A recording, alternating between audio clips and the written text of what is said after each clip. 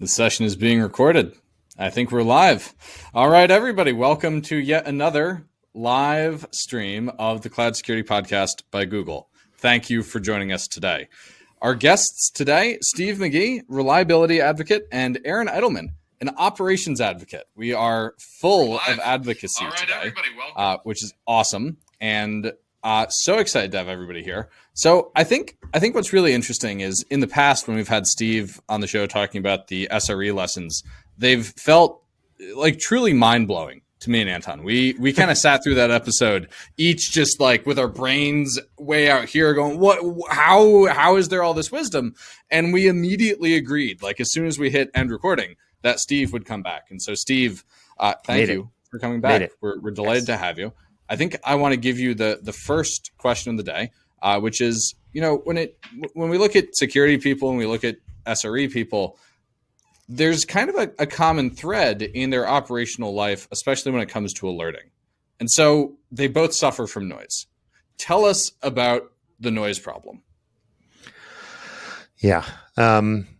So when it comes to alerting, noise is basically like the worst case of noise is, getting woken up when I didn't need to be woken up. And that's the worst. And like now I can't get to sleep. And like it causes personal problems. It causes financial problems, can cause health problems. So it's not just like noise. It's like pain, like human suffering. Often when we talk about alerting and, separating the signal from the noise, it feels a little like nerdy and like not that big of a deal, but like it's actually a really big deal because it's like these are the humans that you brought into your company to do stuff for you that you're paying a lot of money and you're causing them suffering because you can't be bothered to fix the thing, right? So like, top of the line, like this is a serious thing. This isn't just like a tiny improvement. What is the noise? Generally in SRE and reliability, it's anything where I got, pinged or paged or woken up or whatever, and I can't take action. Like we call it non-actionable. So it's like either it's too vague, or it's like stuff is bad, kind of maybe we're not sure, or like the thing isn't well described. Like computers are warm. So what, right? So they usually are. I can tell you a security equivalent of computers are warm. Like network traffic is up. Yeah. Or that's good. That means we're making money, right? Process. Yeah. I mean, we wouldn't want the computers to be cold, which means that we spent a lot of money on computers and we're not sending any electricity through them, right? The whole point of the computers is to warm up. Anyway, or at least that's when that they're doing their job. So like making sure that like it's it's a real thing. B, like I can understand it, and C, like I can do something about it. The last one actually kind of D or Z or something is like, is this something that I already know about that like we're already on top of? And it's just like re-pinging me again because like the last person couldn't be bothered to do it. Or like we have a dumb policy where you're not allowed to silence a thing after a certain amount of time, or like those are the worst, right? So one of the things we recommend to operational teams across the board, whether it's reliability or security, is just keep track of this stuff, right? And just have like a notepad on the wall if you have to, or whatever, like a way to keep track of all of the alerts you got, how many of them were actionable, right? And is it because of the feedback loop? Yeah, exactly. Yeah, you want to develop a feedback loop over time because improving that number over time is going to be different every single time, depending on your environment and what you've changed and whatever. And like it's going to get better, and then it's just going to get worse again, right? So it's not, you're never done. So you always have to keep measuring this. And so this is a superset of what we call toil, this is a subset. So the superset is called toil, right? And the only way to measure toil is to ask people how they're feeling. And I'm sorry, nerds in the world, including myself, I wish it was automated, but it involves talking and asking people about their feelings, and that's it. And you do it. It sounds like this is actually a subset of something that we also call entropy. The thing you described there, like you fix it and then it gets worse. Or you're pushing this rock up the hill. This feels like just kind of the chaos of systems. So there's lots of things we've developed as the world to deal with entropy. What technology exists to help people here? What should people invest in to make their precious human lives not suck? Actually, wait, before you go there, I want to briefly detour to the fact that a lot of people live like this for decades.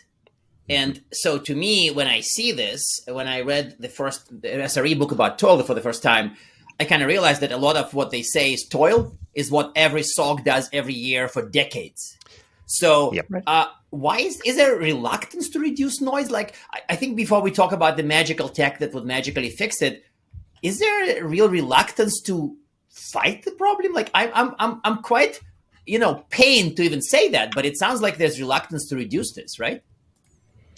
Absolutely. Yeah. And it actually, at least at first, looks very similar between security and reliability engineering, what that reluctance is. So Steve and I see this quite a bit, but it starts off with this sense that, no, we have to do the manual operation to fix the problem, right? That is our job. We are firefighters. We're heroes. We've got to get in and do it ourselves. There is a difference between them, which I hope we get a chance to get to. But before that, when people say I have too many alerts, that can really mean one of two things. One, we've been talking about, which is the signal to noise ratio. A lot of false positives, a lot of things I shouldn't be worried about. But in some cases, they're legitimately getting a lot of alerts for a lot of problems. And so that is a separate class of issue. But in both cases, having a robust system that you can count on, you trust the automation that you have in place, et cetera. This is kind of how you start to move towards the solution to address Tim's question. When you say system, by the way, you don't mean a computer system. You mean like a system plus approach, right? Just to confirm. So Steve can catch me on this. So when I talk about robustness, I am talking about a technical system, right? Where you can have automation in place. When we talk about resilience, that is this broader social technical system where you have people working together, responding as an organization to a failure, right? Nailed it. You got it. Yeah. The other thing that I think Anton was alluding to was like, often when we talk about toil and reducing toil, like sometimes people define their jobs as the toil person. Like, why? What are you going to do? You're going to reduce the thing that I'm good at? Like, I'm good at that, dude. Like, and I need a paycheck, and I've been doing this for 25 years. So I'm going to put up all the roadblocks in the world to make sure that you don't get rid of my job. So is there like an anti-automation camp? The camp that says you have an excavator, but I'm gonna dig with my shovel because I'm good at digging. Like, yes, I'm sorry, the but shovel lobby. I'm playing the naive guy who just showed up. Like, I'm sorry, but like I always assume that everybody wants to automate, but there are challenges. So then my mental model is that everybody wants to automate. Everybody is the let's get machines to do it brigade. But there are these enormous challenges that they're facing. But you open my eyes to the fact that some people say, no, actually, I don't want to automate. I'm going to keep digging manually because I'm good at it. Like, psychotherapy, please help. Yeah. To extend the metaphor, like if you use a shovel for a long time and someone comes in with a backhoe and they start going after whatever it is you were digging and they take up a gas line because you never in the past had the power to burst a gas line with your shovel, so you didn't have to mark the gas lines, then they'd be like, look, that backhoe is super dangerous. Like, what are you doing? Get out of here with your backhoes. We got a team full of shovels over here. And they're missing the entire point of like, we've got 16 miles of trench to dig here, guys. Right. So like, let's just mark the gas lines, and the next water line we come up with, like, let's think ahead a little bit because we're going to be using the backhoe from now on. And so often it's just short-term versus long-term thinking. Wow. But like in that example, the discovery of a gas line implies the existence of water lines. What about like unknown risks that automation exposes us to? Like maybe there's a gateway to hell down there or some other planar portal that the backhoe will discover that the shovel certainly will not, because someone watched Buffy, I can tell. I've been playing too much D&D lately is the truth of the matter. Yeah, that's a good question. The sort of SRE approach to this is gradual change, right? So the answer to this is don't just, bring in the backhoe and YOLO. Just like, let's do it, guys. Just go for it. Like, just dig a little bit first. Like, come up with like, hey, ask around. Like, what do you guys think? Is there anything down there? Like, should we dig a little bit for a while with the, should we poke holes first? Should we look around to see if there's buildings that might have feeds to them, or So basically, it's like think ahead, right? One obnoxious way of putting this is shifting security and reliability left. People hate that now. I think that just means think ahead. It just means plan a little bit. It's not that. Steve, It's a radical concept, Steve. Thinking ahead. And in terms of novelty, like when you do run into this risk, right, Tim, the one that's unpredicted, it should be truly surprising when you get to that point. If there's something that you can anticipate ahead of time, that's what you're targeting with automation. So the gateway to hell scenario is the risk that Tim brought up. Like this is on the risk register now. Yeah. Well, I mean, when you look at risk management in general, I think this is one way that security may want to learn from SRE. SRE in general, when it's defining SLOs, tends to do is doing a better job at looking at things like probability. Steve gave a great talk at SLOconf about probability, how it's calculated. This is part of an SLO. There's a 0.01% chance of this happening over the course of a year. Whereas in security, you still have a lot of teams and organizations stuck using CVSS, something very subjective. The likelihood is 5. There's not really this seriousness of like over time, how can this happen? Same with financial implications of the impact. Criticality, it feels like a 9 out of 10. What does that mean? It's at least $10 million in legal liability. That is something more mature. So as security gets more to a mature model of risk, it has an easier way to prioritize, there's a more consistent way to do it. Then alerting also becomes easier. Kind of why you need to treat this impact originally. That actually makes sense, which brings us to the next point we want to make about the differences. Some of the stuff from the world of reliability and SRE feels like surreally similar, but I also know that there are scenarios where the same words like incident and risk kind of mean different things. And if you just straight lock a SOC analyst and an SRE in a room without giving them any context, there's a decent chance they would confuse each other. So how do we approach this part? How do we approach the fact that SREs versus security practitioners approach risk differently? And how do we deal with like alerting because of that? That's a good question. Aaron, I think And don't define risk for the security guy, by the way, because this is like, it's going to cause a major mayhem in pretty much like, hey, let's define risk. Then suddenly 6 hours later, people are drunk and some are beat up bloody, and it's just not good. But so wait, are we back to talking about what we discussed during our one-on-one yesterday with drunk and beat up bloody? I'm afraid so. So let's just avoid defining risk for the security side, because that's we a will danger not define risk. area. Don't worry. Yeah.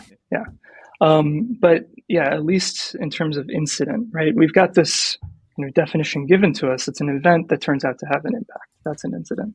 But when you talk to developers, certainly when I was a software developer primarily, for us, anything above CVSS 7 that we introduced into production, that was an incident for us because it meant we had to stop everything and fix this and roll it out.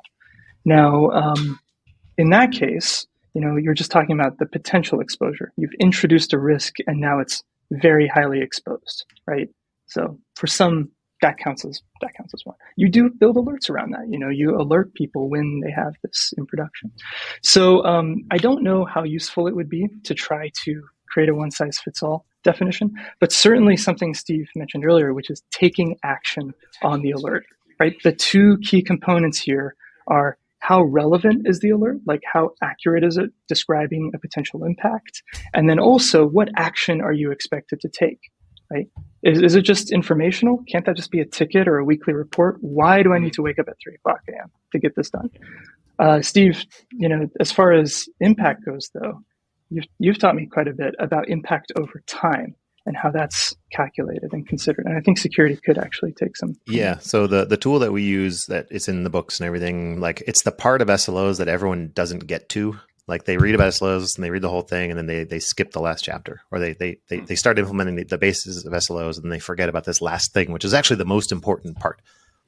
And that's the error budget. What's the most important part? So there's 2 parts of the error budget, right? One is like be aware of the concept of an error budget. Like just it exists, it's a thing, right? And that the idea of that is we are going to allow ourselves some amount of failure, and that some amount of failure is not instantaneous; it's over time. And so the kind of like base way of looking at it, they're like, oh, let's measure this on a 24-hour period or something. No, we're talking like a 4-week period, like a pretty long amount of time. So now we have 4 weeks worth of error that we're allowing ourselves at some rate. So if we're talking about 4 nines, then we're having like 0.01% of error is allowed over 4 weeks. Do the math, you get this curve, you do some integration, blah, blah, blah, right? So you have this bucket of money, this bucket of error that you're allowed to spend. So you can spend it any way you want. You can accidentally spend it because something bad happened. You can spend it because you're trying something new and fancy and it didn't quite work out, and that's fine. Right? But you're keeping track of it. So the important part about this is knowing that it's over time, knowing that the time is actually kind of long, right? And so now the real question is like, how do we know when to take action? Like, how do we tie this back to alerts? And so what we say is you should have a measurement against your error budget, which is, by definition tied to your SLO. And what we really care about is not really the height of that error budget, right? We don't care about how much is in the bank account. Mm-hmm. We actually care about how fast you're spending it. Right? Oh. And so if you can say right now, so this, like, let's get into calculus a little bit. We're talking about like errors, right? And then we derive errors and we get like rate of errors. And so now we have our SLO, which is a rate. Now we're going to talk about deriving that thing itself. So what is the rate of the rate? Like, how fast are we spending the stuff? Right. So this is like the curvature of, if you remember math, right? So this is basically the second derivative of error. Right? I'm sorry. It's the best. Math is cool. Everyone loves it. But like at the end of the day, what really matters is like we have all this money, all these errors that we're allowed to spend. Are we spending it fast? Or are we spending it slow? Right? Are we spending it so slow that by the time we get a new paycheck at the end of the month, it'll be fine? Like we'll just, it's just kind of dropping and dropping, and then it goes back up and dropping and dropping and go back. So really you graph this number over time, right? And you say, how fast is it going down? And if it's going down so fast that we can predict in 1 hour, we will be out of money. If that's true, which is a very easy piece of math that all computers can do. Yep. You just say, okay, tell a human, right? This is literally, it is now actionable, right? It is like, you need to step in and do a thing. Like there's no ambiguity about it. Like, we will run out of money in an hour. So you, SRE, get to fix it before that hour, hopefully, right? So I'm going to translate that. There's a security example of that sort, but I'm kind of struggling to immediately come up with one because it's almost like the alert, the nature of the alert is not X happened and it's bad, but it's like something is happening and it's burning our error budget at the speed that would run out our monthly budget in an hour. But what do I tell the human? I tell the human about the thing that's burning the budget or the fact that it's being burned? Like, what do I do? It's almost like, Tim, help me with the security example. I think Aaron has detection. One. Aaron, do you have one? Yeah. Yes, I was going to translate this into securities, but I'm going to have to mention the R word, unfortunately. So what this really translates to... No. What it translates to is risk tolerance, right? And risk acceptance, and the entire, understanding of risk and how much of it you're willing to, how much you've budgeted for taking place. That may not, though, translate to alerting, right? Because conceivably you want to know about this stuff a little bit earlier. What we would be describing would be an indicator of breach and how bad that breach is getting over time, right? You do need a way to project and measure that, to tell a board, look, ransomware is this bad for us because it could cause this much disruption, right? So you are thinking about these things. But whether that converts to an alert, I'm not sure. What it does allow you to do, though, is to say, hey, if this thing that seems like it's imminently about to happen does happen, here's, how long and how much it could hurt us, right? So you're still treating it more. Exactly. You're treating it more proactively than security. The other terms to be aware of, and Aaron wrote a whole article about this that we should link to. We'll have it in the show notes, listeners. The idea of symptoms versus causes, right? So lots of times we talk about if this thing happened, it would be bad. That's a cause, right? If we ran out of inodes on the machine, we would no longer be able to serve. Okay, true. Yeah. But you don't alert on that, right? Like historically we would be like, so in that case, like let's set an alert for at 90% of inode, email the person of the thing. And that this is not a good idea. Like it sounds like a good idea. It's a bad idea, right? What we want to do is we want to separate symptoms from causes. So SLOs and error budget, that whole thing I was talking about, that's measuring symptoms. So one symptom is like hard to dispute. It's like, it's definitely there and it can have many, many, many, many causes, right? Otherwise, if we have a bunch of causes, you can have a cause go off with no symptoms, right? Mm-hmm. And that's because you have a robust system, which is actually what we want. Yeah. So if we have a bunch of causes going off and they have no symptoms because we have such a great robust system, what are we doing? We're burning out the operators, right? We're just making them mad. We're causing suffering. Right? We're going back to the beginning, Anton. It's great. This is podcast gold. This is called a callback. This is a callback. I like that. Say more. Keep going. So yeah, we want to be able to separate these two things, right? So if we have a symptom, the tricky thing about symptoms is they can either be leading indicators or lagging indicators, right? So if you're in like the best possible position, you have a symptom which is a leading indicator of a bigger problem, and then you can measure it and you can say that it's true and you can fix it very quickly and you're great. However, most symptoms are actually lagging indicators. Most symptoms are like, doctor, I have a rash. Like, I'm sorry, you already have the problem, right? Like, we can't prevent you from getting the rash at this point because you already have it. Yeah. So, I mean, at the end of the day, like, it's important to be able to separate the symptoms versus causes and recognize that some symptoms are signs that, damage has already been done, but now it's a matter of like kind of pocketing the damage, right? So it's like damage control, right? So how do we mitigate it? How do we prevent it in the future? How do we make sure that we have all of the stuff, blah, blah, blah, right? Yep. I've seen some interesting cases where security professionals hope to identify leading indicators, which end up being terrible indicators for anything that you would ever respond to. Yeah. So, it's like when somebody's like, tell me when I'm getting port scanned. It's like, well, if your thing's connected to the internet, I can make the light turn red, but that's dumb and unactionable. So given this kind of framing of leading indicators in security might be really hard, how do we take this SRE thinking about incidents and adapt it to the world of security? Because with adversary. They feel different. Mostly with adversary. And importantly, in security, you have an adversary. Like in the world of SRE, you don't have a bad guy out there who's trying to break your inode availability. You don't have a bad guy out there who's stealthily trying to break your inode availability. And so how do you take this like random occurrence thinking or bad code deployment thinking, which is like not driven by a sentient being, and apply it to a world where we're combating quite evil people? Absolutely. Yeah. This is the difficulty and kind of the point of demarcation. Oh, it's hard. That makes sense. Where you start to say like, yeah, security actually does have a bigger challenge here.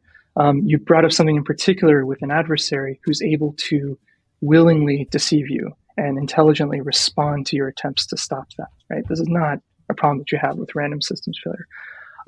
Again, though, what you can learn from SRE is maybe not exactly what to alert on. This is going to be different. It's really the method of prioritization, because what SRE has done is consolidated causes into symptoms, and then those symptoms are consolidated into one key principle, which is user happiness in this case. Availability, latency, all these things affect user happiness. What is it for security? I would say security, if you ask, people who got their certification recently, it's the CIA triad, it's confidentiality, integrity, and availability. But what does that support? Because you clearly don't care about all those things for all different types of data. Those only matter in certain situations when it can affect shareholder value, your customers, et cetera, right? So there is a key principle in security too.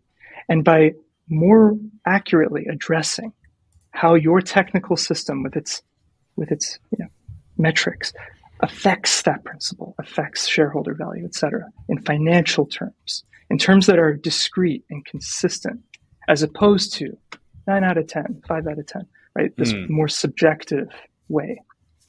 At the very least, it gives you a better way to prioritize.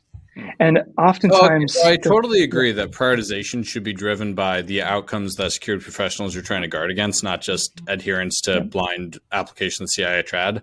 But I'm still struggling to understand how the presence of the adversary changes the picture. Like, I agree that we care about a different set of outcomes, but what does having an active adversary change?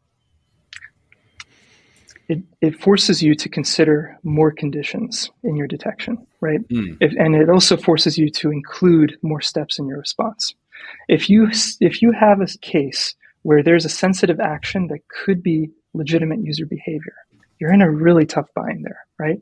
But in terms of the response, in terms of what you do with the information that you have, part of the alert and part of the implication of the alert has to be multiple steps, like checking that the person, the principal identity that's doing this action is actually online by sending them a message saying, hey, is this you?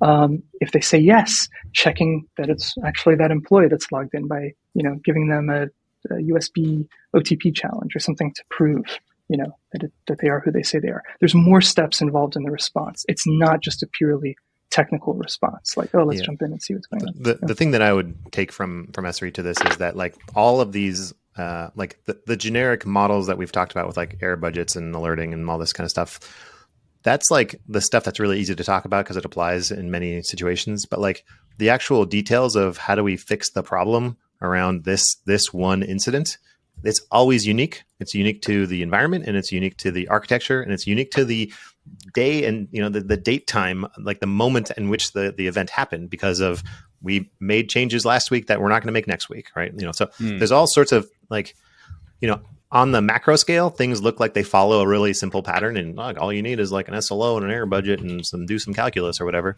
But like in the micro level, every single time is different. Like we have a phrase in SRE, we say like, may all your incidents be novel, right? Because we want to have the case where every time we solve a problem, we prevent future occurrences of it. Like that's kind of an ideal, never really. Or build an automated process to respond, right? Either prevent or automate the response of, right? Presumably, right? You so don't just mean prevent.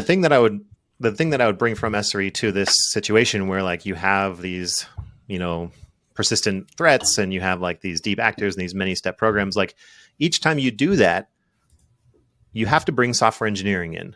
And you have to have someone like the model that we use that's simplified, but you get the idea, is like every time you have an operator who knows how the system breaks and just feels it in their bones, they know what's going to happen next, make a software engineer sit next to them the entire time. Yes. And just take notes, right? And then that system administrator or that operator might not be like into building software or even aware of what's really automatable and what isn't, but they know this problem in their core. And having the software engineer sit next to them and like take notes and come up with ideas and then say like, hey, what if we built this thing that made it so the customer couldn't do this and they had to do this instead, and blah blah blah blah blah. And the sysadmin, or in this case like the security engineer, would be like, you can do that, like often there's just like, it's purely like, this is just like product engineering, like where you go and you sit with a customer and you say, hey customer, what are your problems? Instead of me just giving you something that I think you need, I should go sit in your room and understand your problems and watch you suffer, and then be like, I can fix that one. I can fix that one. I can fix that one. Right. This is just software engineering, right? Yeah. And the key problem with an adversary is that unlike a random systems failure where it happens once and you fix it and move on, you will have multiple attempts and iterations, and they'll keep trying something new. There's this and the degree of persistence may vary. Some would be like really persistent. Exactly. I think that makes sense. Right. If it's, yeah. So I think what's interesting about that, real quick, what's interesting about that in my mind is that it points to the fact that in security, we have something that's kind of different, which is the opportunity for a defender or a vendor of defense to gain leveraged protection across their fleet of customers. And so like in SRE, everybody's stuff is going to fail differently. But if there's a limited number of actors out there, in theory, as a defender, you could see them in one place and defend against them in other places.